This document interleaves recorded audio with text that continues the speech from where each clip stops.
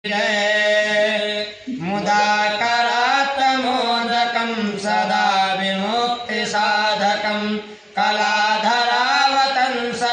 विलासिलोकरञ्जकम् अनायकैकनायकं विनाशिते भजेत्यकं नकाशुभासुनाशकं नमामि तं विनायकम्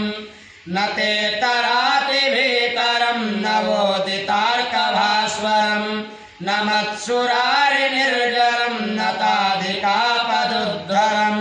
सुरेश्वरं निधीश्वरं गजेश्वरं गणेश्वरं महेश्वरं तमाश्रये परात्परं निरन्तरं समस्तलोकशङ्करं निरस्तदैत्यकुञ्जरं दरेतरोदरं वरं वरे भवत्रवक्षरं कृपाकरं क्षमाकरं मुदाकरं यशस्करं नमस्करं नमस्कृतां नमस्करोमि भास्वरम् अकिञ्चनातिमार्जनं चिरन्तनोक्तिभाजनं प्रपारिपूर्वनन्दनं सुरारिगर्वचर्वणं प्रपञ्चनाशभीषणं धनञ्जयादिभूषणं कपोलदानवारणं भजे पुराणवारणं नितान्तकान्तदन्तकान्तिमन्तकान्तकात्मजान्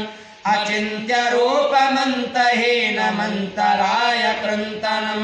हृदन्तरे निरन्तरं वसन्तमेव योगिनां तमेकदन्तमेव तं विचिन्तयामि सन्ततं महागणेशपञ्चरत्नमादरेण योऽन्वहं प्रगायते प्रभातके हृदि स्मरं गणेश्वरम् अरोगतामदोषतां सुशाहितीं सुपुत्रतां समाहितायुरष्टभूतमभ्युपैतशोचिरात् मुदाकरात्मोदकं सदा विमुक्तिसाधकं कलाधरावतंसकं विलासिलोकसञ्जकम् अनायकैकनायकं विनाशिते भजेत्यकम्